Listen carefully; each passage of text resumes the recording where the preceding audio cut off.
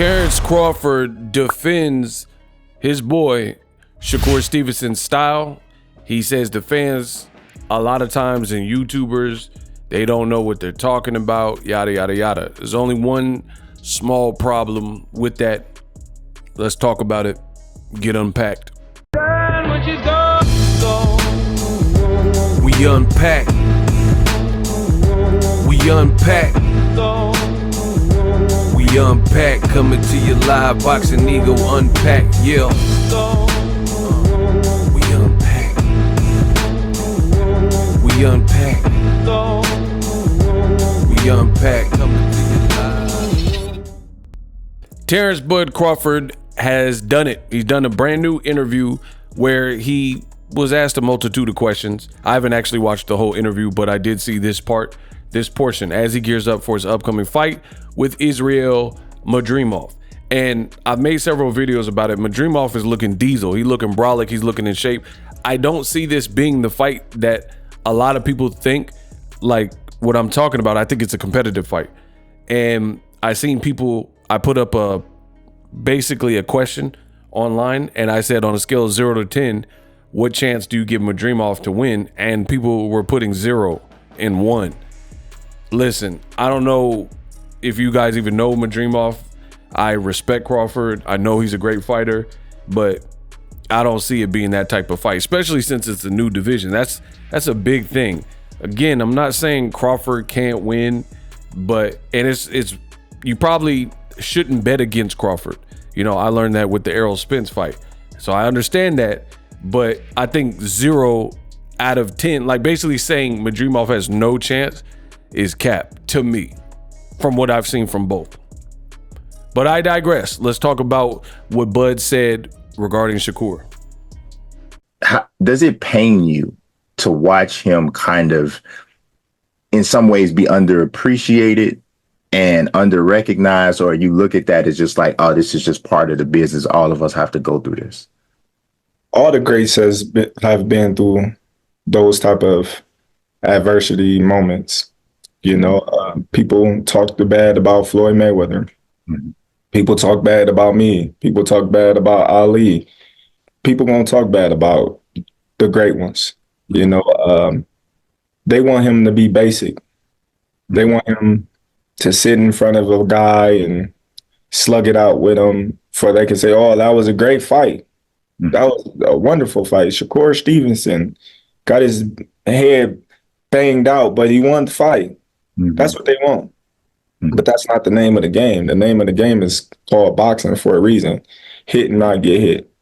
You know, I think people need to look up the definition of boxing. Now, Bud Crawford gave you his take, and I definitely want to challenge a few things and give my perspective on it. So for starters, I notice this a lot, and it's not just Terence Crawford. There are a lot of boxers or boxing fans, if you do not have the same sentiments as them, meaning your opinion differs regarding a certain fighter, regarding a certain subject matter, I feel like the number one defense mechanism to that is you don't know ish about boxing or you're a casual. That's what people say. Most often, 9 times out of 10, they say, oh, you just don't understand boxing. You don't know boxing.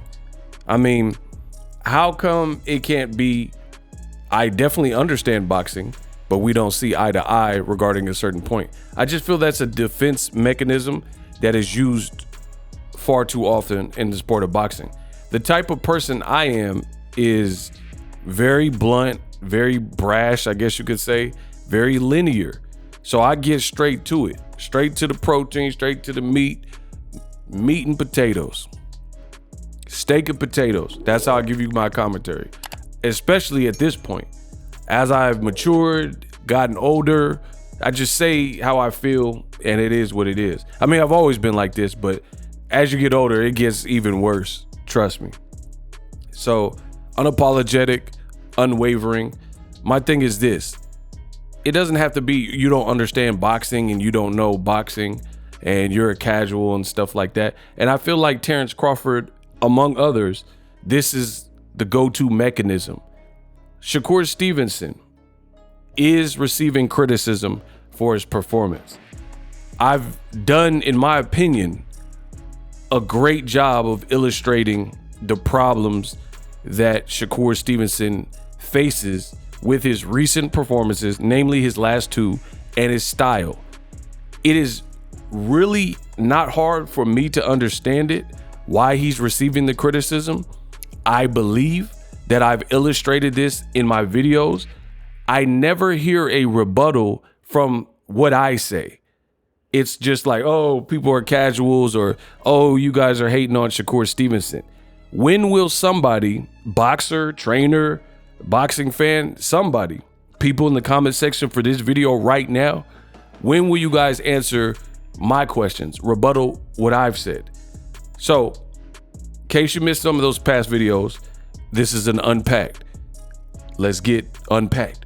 We unpack coming to you live. You dig? So I'm gonna try to explain it again.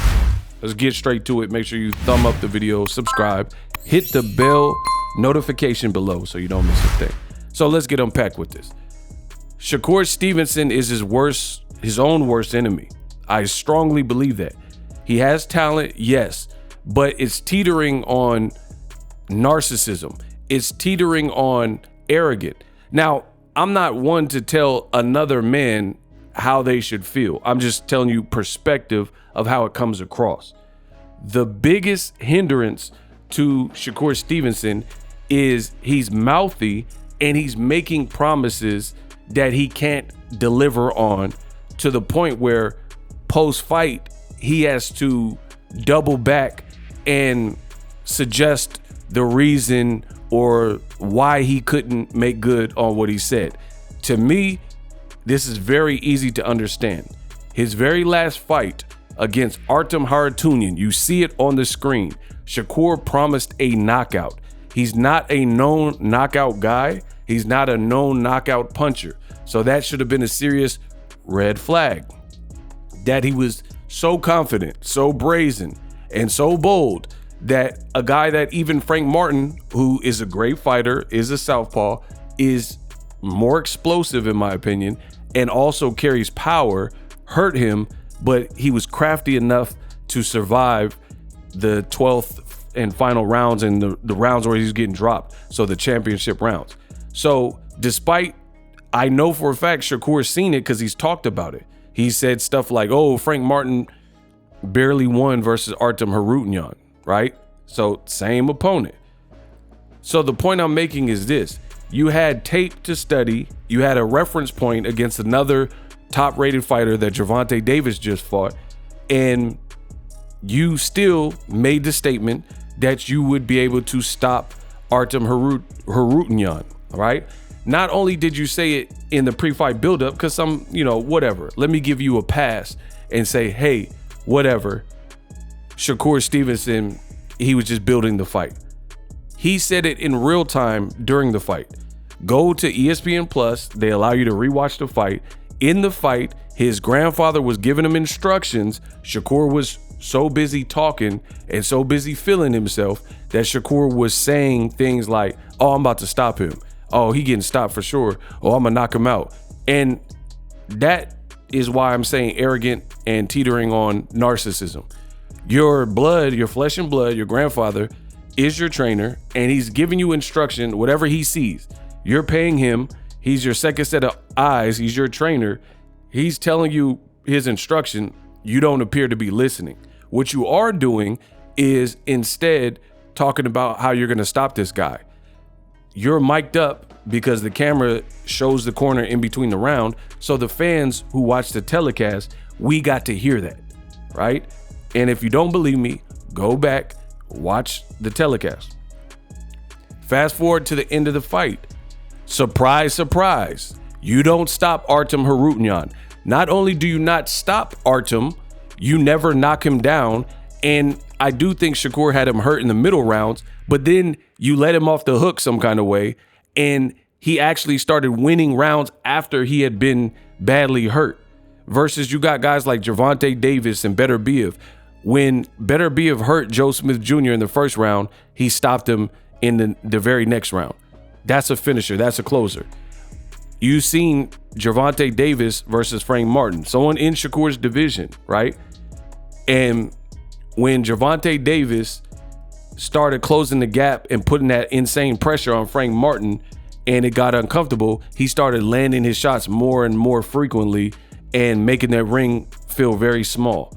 Then shortly after that, it was Murder, She Wrote. He knocked out Frank Martin. Another amazing closer. So Terence Crawford can try to defend and all the Shakur apologists and say people don't know ish about boxing, but I'm telling you what the problem is. If you overpromise and underdeliver, no more, no less. That's why people are scrutinizing Shakur's performance. And I thought I went over this. People want to say, oh, you silly YouTubers, you guys don't know boxing. I know boxing. I can't speak for every YouTuber. Of course, YouTube is free. There's no barrier to entry. So yeah, there's some YouTubers that don't know ish about boxing. They don't respect the sport of boxing, etc. You're not dealing with that when you come to my channel. I know what I'm talking about. And again, my guarantee is this. I'm making an unpacked video. I'm explaining it, and not one of you in the comment section will tell me how it doesn't increase the pressure and the criticism that Shakur receives by over talking and over promising and under delivering in that arena. So Crawford is a great finisher.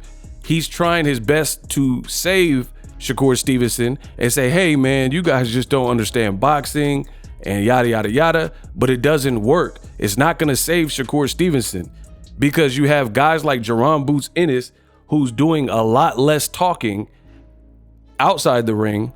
In the corner, he's letting his dad rock, his trainer, his dad, and give him instruction. He seems receptive of it, and he's knocking fools out. And he he got like 30 fights and 27 knockout, whatever it is. So that's what you should be doing. But again, Jerron Boots Ennis is a real puncher, and he's dynamic, and he's awesome to watch.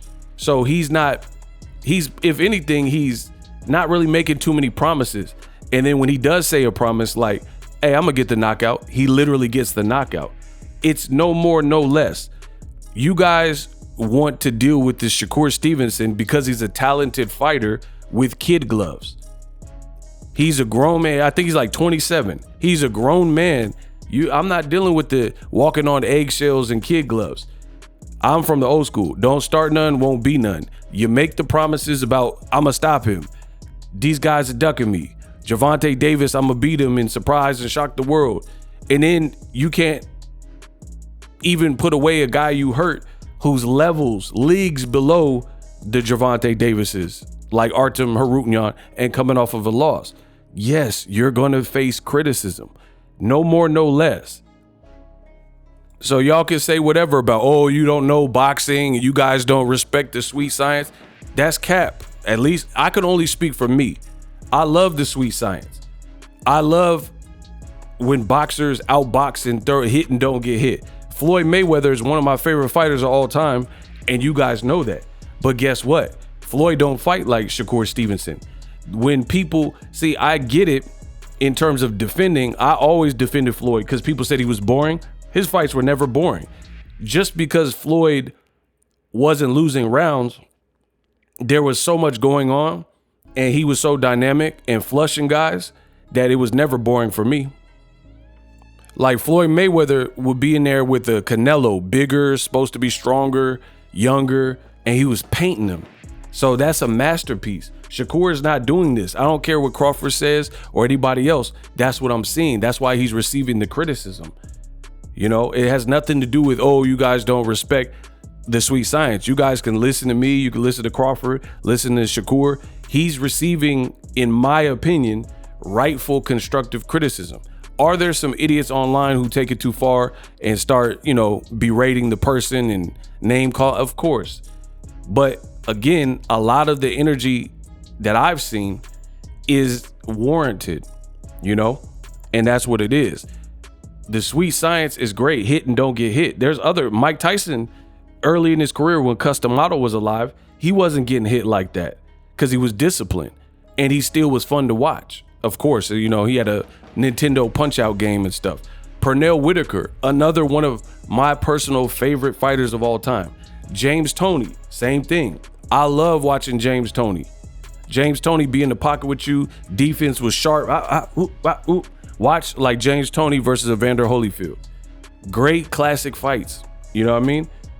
No one ever complained that Lights Out Toney was boring and not putting on the show and stuff like that. So I get it. I understand it. I'm not mad that Crawford is trying to defend Shakur Stevenson. But let's be honest. Shakur, he's putting the pressure on himself. You guys can say whatever you want. Terence Crawford, in the leaked epilogue, you hear him on tape and see him on tape telling Shakur that you were moving your feet in like closing distance, but you weren't punching.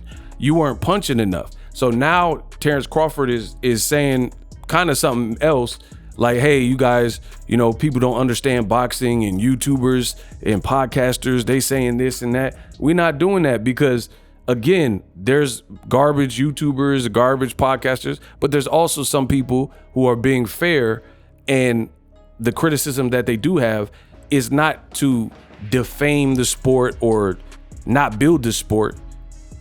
It's honest criticism. Terence Crawford, like I said, he himself and Andre Ward, they were given gems in that epilogue behind the scenes on the couch. They were giving Shakur necessary information. I just seen a brand new one from Roy Jones Jr. and he said basically Shakur's footwork needs work. So I just feel like it's a cop-out to hear a Boxingego video. This video is going to be over 20 minutes. I'm eloquently breaking down what the issue is, and you guys are scared in the comment section to actually respond to the things that I'm saying and intelligently break it down. Not name calling, not saying, oh, you're wrong. That's what you guys do. If you guys do it, a lot of people get it. I got a lot of love. But for the rest of them, the naysayers, that's hating. When you can't defend, so you don't have nothing to say, no comebacks. You just say, oh, you're a casual. Oh, you don't respect boxing. Oh, you're a YouTuber. We're not doing that. Answer the question. Do you think Shakur Stevenson is putting additional unnecessary pressure on himself by overpromising and under-delivering? And we all know that Boxingego yet again is right. And it does. Yes, the answer is yes. There's only one answer. See, a lot of people get mad because I'm so blunt. I'm so brash. I keep getting it right. I'm the best in the business and it's not even close. And I say it so matter-of-factly because some things in this world, they just are what they are. Like Shaquille O'Neal is tall. I don't want to hear no other debate. There's no other way to look at it. For the average American male, Shaquille O'Neal would be above average. He would be considered tall. I didn't say he's the tallest person that's ever lived. There's a Guinness World of Records dude that was way taller than him, Robert Waldo or whatever. But what I am saying is he would be considered tall. You can try to bend it, finagle it, and that's what some of you guys do. I say the sky is blue, you say it's blue-gray. You say, oh, it looks like a light gray to me. Oh, it looks like a smoke color to me. Man, just say the sky is blue. Let's just do that, right? And the reality is Shakur's own crowd, they were leaving his fight prematurely. It was all displayed, all shown. So people spent their hard-earned money on a Shakur fight only to leave early. That is a Shakur problem. Ain't nobody, I was at Gervonta Davis's fight in Baltimore. Ain't nobody was leaving early because you would have missed the knockout when he knocked out Nunes. I went to several Crawford fights in Nebraska. Ain't nobody was leaving no Crawford fight early because you would have missed the knockout. You know what I mean? And it's not just about getting knockouts. Ain't nobody was leaving Floyd Mayweather fights early like that. You see what I'm saying? And this is going to be an unpopular opinion, but I got to say this. You got a lot of boxers and they'll say, oh, you fans just don't get it. Oh, it's the art of hitting, don't get hit. Oh, this, that, and the third. Now, me, I'm not speaking for myself personally because I can respect the sweet science, the art of hit and don't get hit. I've given you several examples throughout this video of people who are great at that. Not necessarily big power punchers, but they were always in great fights and they knew how to fight, right? They could still step to you with minimal power, right? So it doesn't, people think because you have power that I've seen guys with a lot of power retreat because they don't know they can't stop what's coming at them, or they're weak to the body. So that's boxing for you. I've seen guys who have no power and they end up getting stoppages or backing guys up because of boxing. So I definitely understand and get the martial art of boxing and the sweet science. Shakur, again, a lot of his problems stem from him talking and what he's saying. And if he likes it, keep doing it, but then just be prepared for the other side of the coin. But for the boxers that always say stuff like, oh, you guys don't understand the art of hitting, don't get hit and all this type of stuff. Guess what? And I'm not saying from my perspective, I'm just giving you guys a reality check. Unpopular opinion, it don't matter. Now, I know some people, they're like, oh, what you mean, ego? What you mean it don't matter? It doesn't matter. A fan is a consumer. They can pay for what they choose to. Just like somebody can paint a picture and then some people think it's a work of art, but to somebody else, they don't see the value in it. So just the same as people can have an appreciation for this particular style of fight, like there's people out there that probably love what Shakur is doing, but then you can't really knock the people who feel like the offense could be stepped up, because again, at the end of the day, you're not going to convince people of what they like. They are the consumers. I don't have to like what you like. If your favorite pizza is a Hawaiian pizza, then guess what? That don't have to be my favorite pizza. Your favorite pizza could be a cheese pizza. Guess what? That's what you like. So it's the same thing with Shakur Stevenson. People don't have to like his style. They don't have to like his brand and the personality. And you could try to convince them to appreciate it, but in life we know it doesn't really work like that. But I'm telling you, a great start for Shakur Stevenson would be to be who you are. If you're not that big of a puncher and you're a defensive wizard and you're hard to hit, then say I'm Mr. Untouchable and these guys can't hit me clean. But then when you gallivant through boxing, acting like you got Mike Tyson, Gervonta Davis type of power and you gonna blaze people, and he's still doing it. He was just arguing with George Kambosos the other day on social media, and he made a bet that he would retire if he didn't stop Kambosos. Why does Shakur Stevenson continue to push this note that he's gonna stop everybody, and if he doesn't stop this guy, then this and that will happen? I mean, it's just a weird stance. So like I said, Crawford can try to bail Shakur out of this one, but people feel how they feel about the performance, even the people in Newark who end up leaving, right? And I'm telling you what a major factor in is his talk is not matching the performances, point blank, period. Terence Crawford talked, I would say, a lot less in the buildup for Errol Spence as opposed to a Shakur Stevenson, but then he delivered. It was a scintillating knockout fight. He took Errol Spence. Nobody did that to him. Dropped and stopped him. Dropped him 3 times. Dropped him. And in the middle of the fight started yelling at Jermell Charlo in the crowd. I mean, this is like legendary crazy. So that's how you go about it.